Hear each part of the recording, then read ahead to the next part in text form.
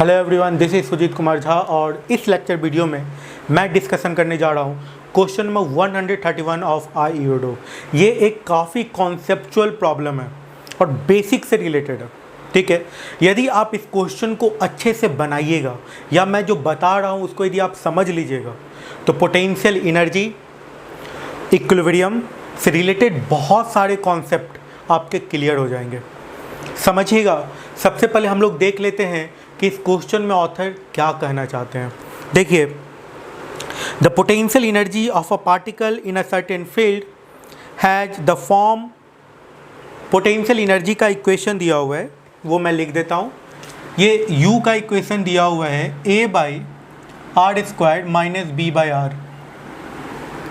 ये potential energy का equation दिया हुआ है A/r² - B/r, where A and B are positive constant। A और B दोनों पॉजिटिव कांस्टेंट है।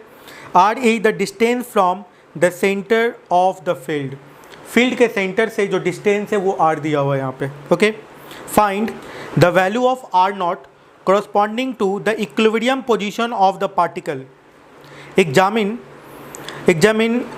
whether this position is steady। अच्छा, ये भी चेक करना है कि ये यहाँ पर जो इक्विलिब्रियम होगा वो स्टेडी होगा या नहीं। स्टेडी का मतलब होता है स्टेबल इक्विलिब्रियम होगा या नहीं होगा। ठीक है, तो ये दो बातें आपको कैलकुलेट करना है इसके फर्स्ट पार्ट में। सेकेंड पार्ट में कर रहे हैं the maximum magnitude of attractive force. Okay, attractive force maximum कितना होगा। ठीक है, draw the plot potential energy and force, the projection of the force on the radius vector. मतलब पोटेंशियल एनर्जी और फोर्स का ग्राफ ड्रॉ करना है with respect to are.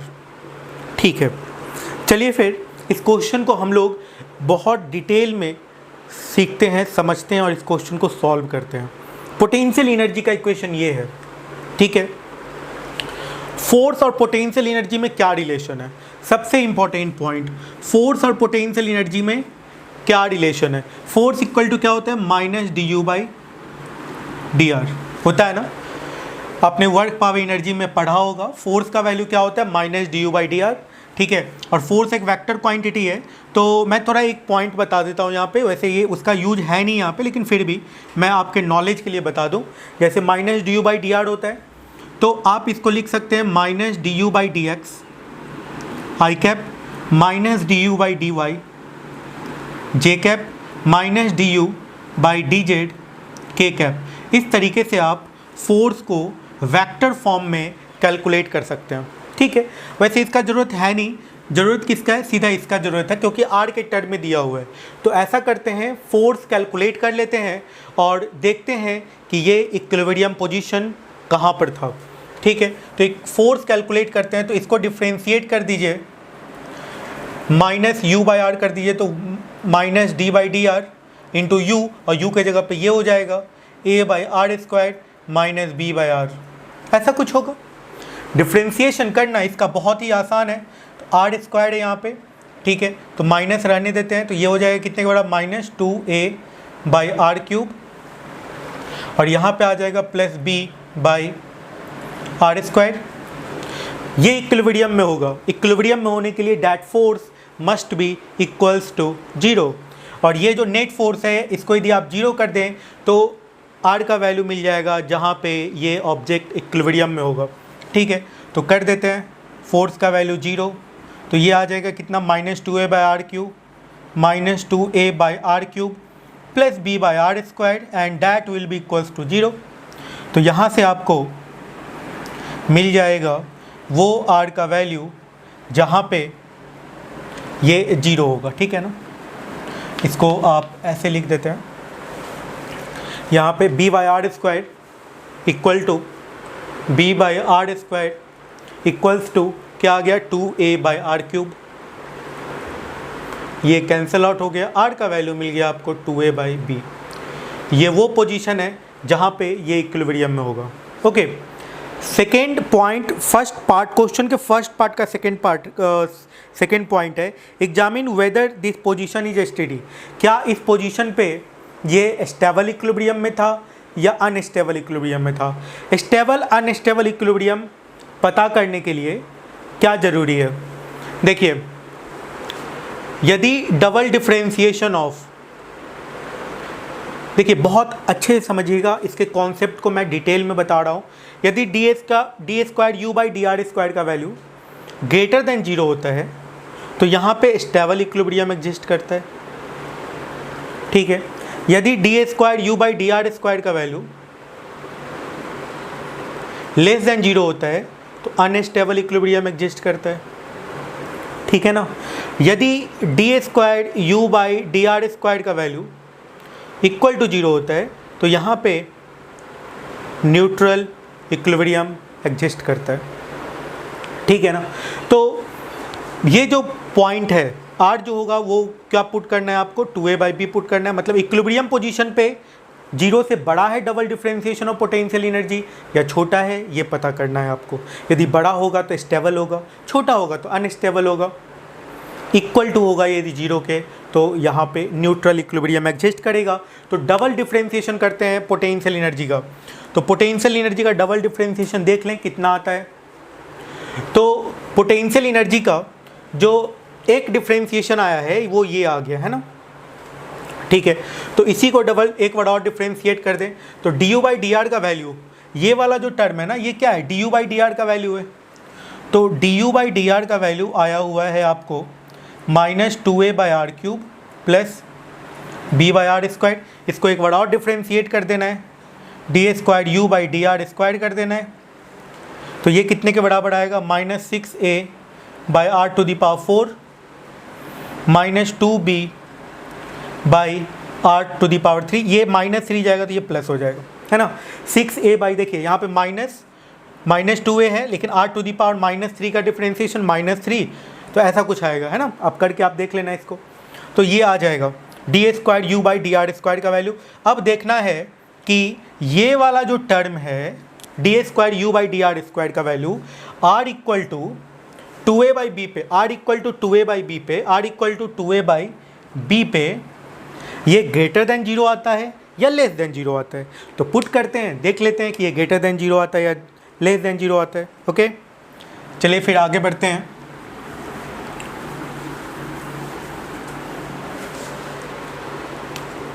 तो फिर देखिए यहाँ पे D square u by d r square का जो वैल्यू है, इसमें ऐसा करते हैं कि 2/r³ को कॉमन कर लेते हैं तो हम लोगों को सॉल्व करने में थोड़ी आसानी होगी।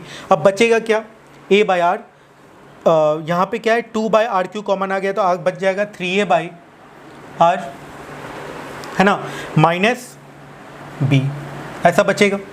अब ये 2a/b पुट कर देते हैं r के जगह पे, तो 2/r³ ये ऐसे ही रहेगा। यहाँ पे 2a/b पुट करना है तो 3a/2a/b माइनस b, और यहाँ से ये जो D square u by d r square का वैल्यू है वो कितने के बराबर आ गया, देख लीजिए 2/r³, और ये आ गया a से कैंसिल आउट हो गया 3/2b माइनस b, मतलब ये b/2 आ गया, 2 से 2 कैंसिल आउट हो गया तो ये आ गया b/r³। तो निश्चित तौर पे ये ग्रेटर देन 0 है क्योंकि b एक पॉजिटिव कांस्टेंट है और r का एक तरीके से मैग्नीट्यूड है। तो d square u by d r square का जो वैल्यू है ग्रेटर देन 0 है, then you can say that at this point object is in stable equilibrium, एसटीडी में रहेगा, ठीक है ना, क्योंकि ये ग्रेटर देन 0 है। समझ में आ रही है बात। तो हम यहाँ पे लिख दें because D square u by d r square is greater than 0, D square u by d r square greater than 0, so equilibrium will be stable or steady। Okay, तो ये स्टेडी होगा, ये पता चल गया। ओके, अब देखिए इसमें कहा जा रहा है the maximum magnitude of attractive force, maximum magnitude of attractive force कितना होगा। तो फोर्स का इक्वेशन क्या आया हुआ है, फोर्स का जो इक्वेशन है यही आया था ना, यहाँ पे थोड़ा सा ये मिट चुका है लेकिन यही आया हुआ है, ठीक है, यही फोर्स का इक्वेशन आया हुआ है। अब देख लेते हैं कि ये जो फोर्स का इक्वेशन है इससे ये फोर्स कहाँ पे मैक्सिमम होगा, ठीक है। तो देखिएगा ये समझ में आ गया तो मैं इसे साफ कर देता हूँ।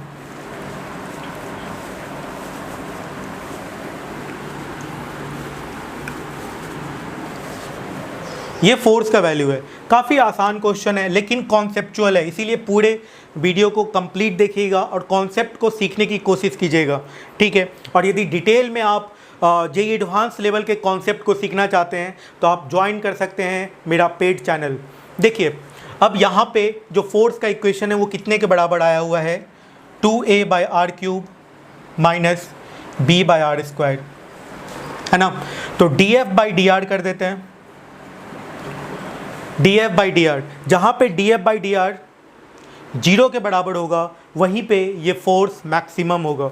तो df/dr करेंगे तो ये कितना आएगा, -6a/r⁴, और ये आ जाएगा plus 2b/r⁴, and that is taken to be 0 and calculate the value of r, ठीक है। तो ये इसको 0 के बराबर कीजिएगा तो ये आ जाएगा 6a/r⁴ इक्वल टू 2b/r³। तो ये कैंसिल आउट हो गया, इससे ये 3 से कैंसिल आउट हो गया, तो r का वैल्यू आ गया 3a/b। r का वैल्यू कितने के बराबर आ गया, 3a/b। अब ये देख लेते हैं ये जो फोर्स कैलकुलेटेड है इसका मैक्सिमम अट्रैक्टिव वैल्यू कितना आएगा। तो फोर्स का जो वैल्यू है, मैक्सिमम अट्रैक्टिव वैल्यू जो है वो कितने के बराबर आएगा, देख लेते हैं। ओके, तो फोर्स का इक्वेशन ये था। यहाँ से क्या कर सकते हैं, 1/r² को कॉमन कर लें, तो 1/r² को कॉमन करने पे ये आएगा 2a/r माइनस b। तो ये आ जाएगा 1/r² की जगह पे यही पुट कर देना है ना। ओके, ये पुट कर दीजिए तो यहाँ पे आ जाएगा, ये ऊपर b² चला जाएगा और नीचे 9a² आ जाएगा, b²/9a², ठीक है। और यहाँ पे क्या आ जाएगा, नीचे 3a और ऊपर चला जाएगा b, तो 2ab/3a माइनस b, ये इससे कट गया, 2/3 माइनस 1 एक तरीके से बचेगा, तो ये आ गया bq/27a² माइनस में। तो फोर्स का जो मैक्सिमम वैल्यू है, मैक्सिमम अट्रैक्टिव फोर्स जो है, ये अट्रैक्टिव, निगेटिव साइन का, निगेटिव फोर्स का मतलब होता है attractive force, negative potential energy का मतलब होता है स्टोर्ड एनर्जी, ये सब कुछ पॉइंट है, ठीक है। तो फोर्स का जो वैल्यू है, मैक्सिमम अट्रैक्टिव फोर्स जो होगा, that will be equals to कितने के बराबर हो जाएगा, bq/27a²। ये मैं मैग्नीट्यूड लिख रहा हूँ, ठीक है। निगेटिव साइन शो कर रहा है कि ये जो फोर्स होगा वो अट्रैक्टिव नेचर का होगा। चलिए फिर आगे बढ़ते हैं। इस क्वेश्चन में कुछ और भी पॉइंट्स कैलकुलेट करने के लिए कहा जा रहा है, उसको भी देख लेते हैं।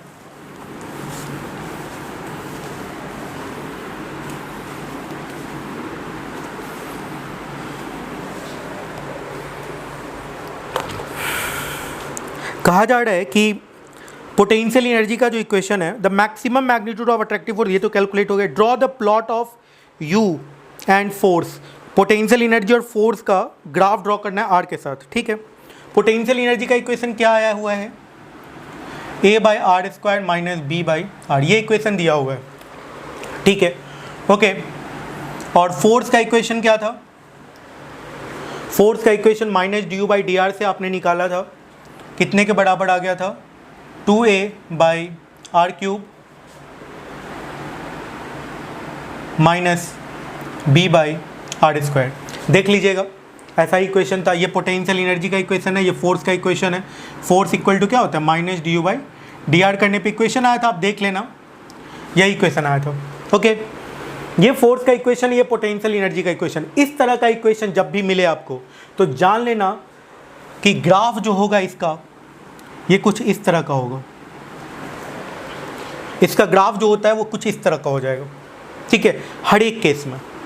तो पोटेंशियल एनर्जी का वैल्यू, ये यदि पोटेंशियल एनर्जी का ग्राफ मान लेते हैं, तो पोटेंशियल एनर्जी का वैल्यू आर के किस वैल्यू पे 0 है, पोटेंशियल एनर्जी का वैल्यू, इसको यदि 0 कर दीजिएगा तो आर का वैल्यू कितने के बराबर आ जाएगा, a/r इक्वल टू आएगा b, r इक्वल टू आ जाएगा a/b। तो ये पॉइंट कितने के बराबर हो गए, a/b के बराबर। और इक्विलिब्रियम पोजीशन जहाँ पे मिला था वहाँ पे du/dr का वैल्यू 0 था, तो इक्विलिब्रियम पोजीशन कहाँ पे मिला था, 2a/b पे, तो ये पॉइंट हो गया 2a/b, यहाँ पे इक्विलिब्रियम पोजीशन मिला था, तो ग्राफ फोर्स का ऐसे होगा और इस पॉइंट से गुजरेगा, है ना। और मैक्सिमम अट्रैक्टिव फोर्स कहाँ पे मिला था, 3a/b पे, तो ये r का वैल्यू हो गया 3a/b। a/b पे पोटेंशियल एनर्जी 0, 2a/b पे फोर्स 0 और 3a/b पे मैक्सिमम अट्रैक्टिव फोर्स आया था। तो ये हो गया फोर्स, ये पोटेंशियल एनर्जी के लिए ग्राफ देख सकते हैं, और ये पोटेंशियल एनर्जी के लिए हो गया और ये फोर्स के लिए हो गया, है ना। कुछ इस तरह का ग्राफ बन जाएगा। इस तरीके से ये क्वेश्चन सॉल्व हो गया। देखिएगा, यदि इसमें कहीं पे आपको कन्फ्यूजन आता है तो आप कमेंट कर सकते हैं, और एक नंबर भी दिया हुआ है, उस पर आप व्हाट्सएप कर सकते हैं कोई भी कन्फ्यूजन हो तो। Thank you.